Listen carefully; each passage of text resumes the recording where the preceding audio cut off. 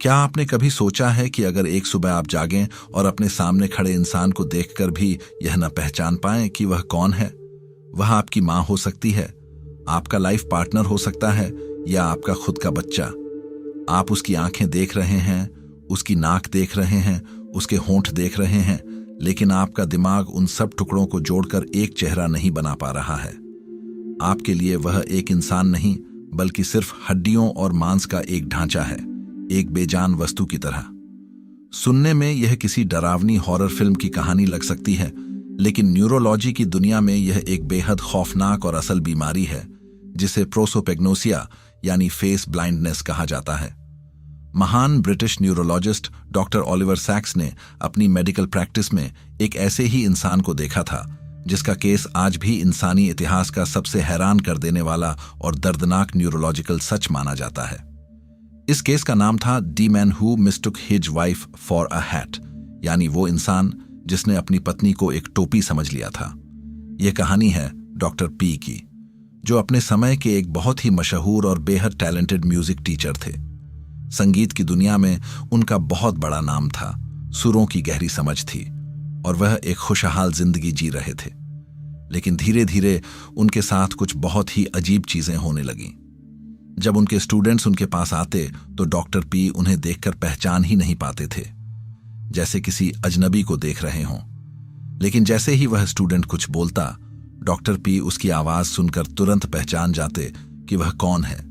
शुरू में सबको लगा कि शायद यह बढ़ती उम्र या डायबिटीज की वजह से आंखों की रोशनी कमजोर होने का मामला है। बात सिर्फ स्टूडेंट्स तक ही नहीं रुकी। धीरे धीरे डॉक्टर पी सड़क पर चलते हुए पानी के पाइपों और पार्किंग मीटर्स को छोटे बच्चे समझकर उनके सिर पर हाथ फेरने लगते थे। वह घर के फर्नीचर पर बने नक्काशीदार गोल कोनों से बातें करने लगते, और जब वहां से कोई जवाब नहीं आता तो उन्हें लगता कि शायद सामने वाला उनसे नाराज है। जब यह परेशानियां हद से ज्यादा बढ़ गईं, तब डॉक्टर पी को डॉक्टर ऑलिवर सैक्स के पास भेजा गया। डॉक्टर ऑलिवर ने जब पहली बार क्लिनिक में डॉक्टर पी का एग्जामिनेशन शुरू किया तो उन्हें कोई बड़ी बीमारी नजर नहीं आई। डॉक्टर पी बेहद बुद्धिमान थे, उनकी बातचीत बहुत ही सलीके वाली थी और उनका दिमाग पूरी तरह से एक्टिव था। डॉक्टर ऑलिवर ने उनकी आंखों का टेस्ट किया, रिफ्लेक्सेस चेक किए, सब कुछ नॉर्मल था। लेकिन जैसे ही एग्जामिनेशन खत्म हुआ और डॉक्टर पी के जाने का वक्त आया, तब क्लिनिक में एक ऐसी घटना घटी जिसने डॉक्टर ऑलिवर के होश उड़ा दिए। डॉक्टर पी कमरे से बाहर जाने के लिए अपनी टोपी ढूंढ रहे थे। उन्होंने अपना हाथ बढ़ाया और अपनी पत्नी के सिर को ऊपर से पकड़ा और उसे उठाकर अपने सिर पर पहनने की कोशिश करने लगे। उन्होंने अपनी सगी पत्नी के सिर को एक हैट समझ लिया था। उनकी पत्नी को इस बात की आदत हो चुकी थी, इसलिए उन्होंने बड़े शांत भाव से डॉक्टर पी का हाथ वहां से हटाया। लेकिन डॉक्टर ऑलिवर यह देखकर दंग रह गए कि एक पढ़ा लिखा जीनियस इंसान अपनी पत्नी के चेहरे और एक बेजान टोपी के बीच का फर्क कैसे भूल सकता है। इस रहस्य को सुलझाने के लिए डॉक्टर ऑलिवर सैक्स कुछ दिनों बाद खुद डॉक्टर पी के घर पहुंचे। वहां जाकर उन्होंने कुछ ऐसे टेस्ट किए जो यह साफ कर देने वाले थे कि डॉक्टर पी का दिमाग दुनिया को किस तरह देख रहा है। डॉक्टर ऑलिवर ने डॉक्टर पी को एक मैगजीन दी और उसमें छपी कुछ तस्वीरें दिखाईं। उन तस्वीरों में अलग अलग विजुअल्स थे। जब डॉक्टर पी को एक बहती हुई नदी और उसके पीछे पहाड़ों की तस्वीर दिखाई गई तो वह उसे देखकर बिल्कुल ब्लैंक हो गए। वह उस तस्वीर के छोटे छोटे हिस्सों को देख पा रहे थे। उन्हें नदी का पानी दिख रहा था, उन्हें पहाड़ की चोटी दिख रही थी, लेकिन उनका दिमाग उन दोनों को मिलाकर यह नहीं समझ पा रहा था कि यह एक पूरी सीनरी है। उनके लिए वह सब अलग अलग बिखरे हुए टुकड़े थे। इसके बाद डॉक्टर ऑलिवर ने उन्हें एक गुलाब का फूल दिया और पूछा कि यह क्या है। डॉक्टर पी ने उस फूल को हाथ नहीं लगाया, सिर्फ दूर से देखते रहे। उन्होंने कहा कि यह लगभग 6 इंच लंबा है। इसके ऊपर एक लाल रंग का घुमावदार हिस्सा है और नीचे एक हरी डंडी है। उन्होंने फूल की ज्योमेट्री और उसके स्ट्रक्चर को पूरी तरह सही बताया, लेकिन वह सिर्फ देखकर यह नहीं कह पाए कि यह एक गुलाब है। पर जैसे ही डॉक्टर ऑलिवर ने कहा कि इसे सूंघ कर देखिए, डॉक्टर पी ने उसे नाक के पास लाया और तुरंत मुस्कुराते हुए बोले, अरे यह तो एक गुलाब का फूल है। यही वह पल था जब डॉक्टर ऑलिवर समझ गए कि डॉक्टर पी की आंखें बिल्कुल ठीक हैं। खराबी उनके दिमाग के उस हिस्से में है जो आंखों से दिखने वाली चीजों को प्रोसेस करके उन्हें एक पहचान देता है। डॉक्टर पी के साथ जो हो रहा था उसे मेडिकल की भाषा में विजुअल एग्नोसिया और प्रोसोपेग्नोसिया का एक बहुत ही रेयर कॉम्बिनेशन कहा जाता है। हमारा दिमाग किसी भी चीज को दो तरीकों से देखता है। पहला तरीका होता है उसके फीचर्स को देखना, जैसे नाक, आंख, रंग या शेप, और दूसरा तरीका होता है उन सभी फीचर्स को एक साथ जोड़कर एक पूरी पिक्चर या एक पहचान बनाना। डॉक्टर पी के दिमाग का वो हिस्सा पूरी तरह डैमेज हो चुका था जो इन टुकड़ों को आपस में जोड़ता है। जब वह अपनी पत्नी के चेहरे को देखते थे तो उन्हें वहां एक नाक दिखती थी, दो आंखें दिखती थीं, बाल दिखते थे, लेकिन उनका दिमाग उन सब को मिलाकर यह सिग्नल नहीं दे पाता था कि यह उनकी पत्नी का चेहरा है। उनके लिए वह चेहरा भी एक बेजान ऑब्जेक्ट की तरह था, ठीक वैसे ही जैसे एक टोपी होती है। सोचिए उस इंसान की मानसिक स्थिति क्या होगी जो रोज सुबह उठकर शीशे में खुद का चेहरा भी नहीं पहचान पाता। जब डॉक्टर पी को उनके खुद के परिवार के लोगों की तस्वीरें दिखाई गईं तो वह उन्हें पहचान नहीं पाए, लेकिन जैसे ही उन तस्वीरों में मौजूद किसी इंसान की कोई खास पहचान बताई जाती, जैसे कि किसी के दांत थोड़े बाहर हैं या किसी के चश्मे का फ्रेम चौकोर है, तो डॉक्टर पी उस एक छोटे से फीचर को पकड़कर अंदाजा लगाते थे कि शायद यह मेरा भाई या मेरी मां है। वह चेहरों को पहचानते नहीं थे, वह चेहरों का लॉजिक लगाते थे। उनके लिए इंसानी चेहरे एक पहेली बन चुके थे जिसे उन्हें हर बार डिकोड करना पड़ता था। इस बीमारी ने उनकी पूरी रियलिटी को बदल कर रख दिया था। उनका इमोशनल कनेक्शन जो चेहरों को देखकर बनता है वह पूरी तरह से टूट चुका था। लेकिन इस भयानक अंधेरे के बीच भी डॉक्टर पी के पास एक ऐसी ताकत थी जिसने उन्हें जिंदा रखा हुआ था, और वह ताकत थी संगीत। डॉक्टर पी के लिए संगीत सिर्फ एक आर्ट नहीं था, वह उनके जीने का एकमात्र सहारा बन चुका था। जब डॉक्टर ओलिवर सैक्स उनके घर पर रिसर्च कर रहे थे तो उन्होंने एक बेहद हैरान कर देने वाली बात नोटिस की। डॉक्टर पी जब तक कोई गाना गुनगुना रहे होते थे या उनके दिमाग में कोई धुन चल रही होती थी, तब तक वह अपने रोजमर्रा के सारे काम बिल्कुल नॉर्मल इंसानों की तरह कर लेते थे।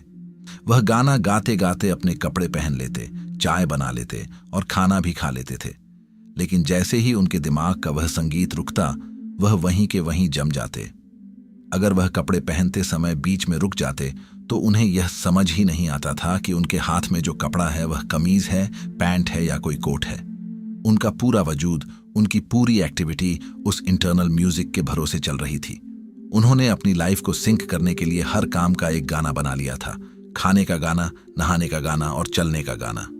अगर उनके जीवन से वह संगीत छीन लिया जाता तो वह पूरी तरह से एक बेजान पुतले में बदल जाते। डॉक्टर ओलिवर ने अपनी इस केस स्टडी में गहराई से समझाया कि कैसे प्रोसोपेग्नोसिया सिर्फ एक बीमारी नहीं है, बल्कि यह इंसान की पूरी आइडेंटिटी को मिटा देने वाला एक न्यूरोलॉजिकल चक्रव्यूह है। जब हम किसी अपने का चेहरा देखते हैं तो हमारे दिमाग के फ्यूसिफॉर्म फेस एरिया में एक बिजली सी दौड़ती है जो हमें तुरंत एक इमोशनल रिस्पॉन्स देती है। हमें प्यार, सुरक्षा या अपनेपन का एहसास होता है। लेकिन डॉक्टर पी के केस में यह पूरी व्यवस्था ध्वस्त हो चुकी थी। रिसर्च बताती है कि यह बीमारी दिमाग के राइट हेमिस्फीयर में मौजूद विजुअल एसोसिएशन कॉर्टेक्स में चोट लगने या ट्यूमर होने की वजह से होती है। डॉक्टर पी के मामले में भी यही हुआ था। उनका दिमाग चेहरे की बनावट को प्रोसेस करने की क्षमता हमेशा के लिए खो चुका था। सबसे हैरान करने वाली बात यह थी कि डॉक्टर पी को खुद भी इस बात का एहसास नहीं था कि वह किस भयानक दौर से गुजर रहे हैं। वह अपनी इस बदली हुई दुनिया में पूरी तरह खुश थे, क्योंकि उनका संगीत उन्हें कभी अकेला नहीं छोड़ता था। इस रिसर्च के दौरान डॉक्टर ओलिवर ने एक और दिल दहला देने वाला टेस्ट किया। उन्होंने डॉक्टर पी को यूरोप के कुछ मशहूर शहरों के लैंडमार्क्स की तस्वीरें दिखाईं। डॉक्टर पी उन इमारतों को देखकर उनके नाम, उनका इतिहास और उनकी वास्तुकला के बारे में सब कुछ बिल्कुल सही सही बता रहे थे। उनका जनरल नॉलेज और याददाश्त कमाल की थी। लेकिन जैसे ही डॉक्टर ओलिवर ने उनके सामने उनकी खुद की पत्नी की एक पुरानी तस्वीर रखी, डॉक्टर पी के चेहरे के भाव पूरी तरह बदल गए। वह उस तस्वीर को बहुत करीब से देखने लगे, जैसे कोई जासूस किसी सुराग को ढूंढ रहा हो। उन्होंने कहा कि यह कोई महिला है जिसके बाल घुंघराले हैं और जिसने गले में एक हार पहना हुआ है। उन्होंने अपनी पत्नी के हर एक फीचर को उंगलियों से छूकर नापा, लेकिन वह यह नहीं बोल पाए कि यह वही महिला है जो इस वक्त उनके बगल में बैठी हुई है। उनकी पत्नी चुपचाप यह सब देख रही थी। उनकी आंखों में आंसू थे, लेकिन वह मुस्कुरा रही थी। यह देखना किसी भी इंसान के लिए अंदर तक झकझोर देने वाला पल था कि कैसे एक इंसान अपनी यादों में अपनी मोहब्बत को जिंदा रखे हुए है, लेकिन उसकी आंखें और उसका दिमाग उस मोहब्बत को सामने देखकर भी गवाही देने से मुकर रहे हैं। यह केस हमें यह सोचने पर मजबूर करता है कि आखिर हमारी हकीकत क्या है। हम जो कुछ भी देखते हैं, सुनते हैं या महसूस करते हैं, वह सब कुछ हमारे दिमाग के अंदर चल रहे कुछ न्यूरोलॉजिकल सिग्नल्स और केमिकल्स का खेल ही तो है। अगर उस कंप्यूटर का एक छोटा सा तार भी कट जाए तो हमारी पूरी दुनिया एक पल में बदल सकती है। डॉक्टर पी के लिए पूरी दुनिया एक अमूर्त पेंटिंग की तरह बन चुकी थी, जहां हर चीज के टुकड़े तो थे, लेकिन कोई पूरी तस्वीर नहीं थी। वह इंसानों को उनकी चाल से, उनकी आवाज से या उनके कपड़ों के रंग से पहचानते थे। अगर उनकी पत्नी किसी दिन एक अलग रंग की साड़ी पहन लेती या अपनी आवाज बदलकर बात करती, तो डॉक्टर पी के लिए वह पूरी तरह से एक अनजान औरत बन जाती थी। यह एक ऐसी जिंदगी थी जहां हर पल एक नया अजनबी आपके सामने खड़ा होता था और आपको हर बार यह साबित करना होता था कि वह अजनबी आपका अपना है या कोई दुश्मन। डॉक्टर ओलिवर सैक्स ने जब अपनी इस पूरी रिसर्च को दुनिया के सामने रखा तो मेडिकल साइंस में एक टहलका मच गया। इससे पहले लोग मानते थे कि अगर किसी की आंखें ठीक हैं तो वह सब कुछ सही तरीके से देख सकता है, लेकिन इस केस ने यह साबित कर दिया कि देखना सिर्फ आंखों का काम नहीं है, असली देखना दिमाग का काम है। आंखें सिर्फ लाइट को अंदर लेती हैं, लेकिन उस लाइट को एक इंसान, एक जज्बात या एक रिश्ते में बदलने का काम हमारा दिमाग करता है। डॉक्टर पी का यह केस आज भी साइकोलॉजी और न्यूरोलॉजी के स्टूडेंट्स को यह सिखाने के लिए पढ़ाया जाता है कि इंसानी दिमाग कितना नाजुक और कितना रहस्यमयी है। डॉक्टर पी अपनी आखिरी सांस तक अपनी इस बीमारी के साथ जीते रहे और उन्होंने कभी भी हार नहीं मानी। उनका संगीत ही उनका डॉक्टर था और वही उनकी दवा थी। और इस तरह डॉक्टर पी की कहानी हमें इंसानी वजूद के एक ऐसे मोड़ पर लाकर खड़ा कर देती है जहां पहुंचकर विज्ञान भी हैरान रह जाता है। अपनी जिंदगी के आखिरी दिनों तक भी उन्होंने कभी शिकायत नहीं की, क्योंकि जब तक उनके कानों में सुर गूंज रहे थे तब तक उनके लिए उनकी दुनिया पूरी तरह मुकम्मल थी। डॉक्टर ओलिवर सैक्स ने जब उनसे आखिरी बार मुलाकात की तो उन्होंने डॉक्टर पी को कोई दवाई या इलाज नहीं सुझाया, क्योंकि वे जानते थे कि इस बीमारी का कोई मेडिकल इलाज मुमकिन नहीं था। उन्होंने डॉक्टर पी से सिर्फ इतना कहा कि आप जो कर रहे हैं वही करते रहिए, अपने जीवन को पूरी तरह संगीत के हवाले कर दीजिए। और डॉक्टर पी ने बिल्कुल ऐसा ही किया। वे आखिरी सांस तक अपने स्टूडेंट्स को सिखाते रहे, धुनें बनाते रहे और अपनी पत्नी के चेहरे को नहीं बल्कि उनके दिल को अपने संगीत के जरिए पहचानते रहे। यह खौफनाक और हैरान करने वाला सच हमें एक बहुत बड़ा सबक देता है कि जिस चेहरे को हम रोज आईने में देखते हैं, जिन अपनों के मुस्कुराते हुए चेहरे देखकर हमारे दिन की शुरुआत होती है, वह कोई मामूली बात नहीं है। यह हमारे दिमाग के अरबों न्यूरॉन्स का एक बेहद खूबसूरत और जटिल तालमेल है, जो बिना रुके हर सेकंड हमारे लिए काम कर रहा है। जिस पल यह तालमेल बिगड़ता है, हमारी बनी बनाई पहचान, हमारे सारे रिश्ते और हमारी पूरी हकीकत एक ताश के पत्तों के महल की तरह ढह सकती है। डॉक्टर ओलिवर की यह रिसर्च आज भी हमें याद दिलाती है कि हम दुनिया को वैसा नहीं देखते जैसी वह है, बल्कि वैसा देखते हैं जैसा हमारा दिमाग हमें दिखाता है। इसलिए अगली बार जब आप किसी अपने का चेहरा देखें और आपके दिल में उनके लिए प्यार और अपनेपन का एहसास जागे, तो इस बात के लिए खुद को खुशकिस्मत समझिएगा कि आपका दिमाग टुकड़ों को जोड़कर एक पूरी और खूबसूरत तस्वीर बनाना भूला नहीं है।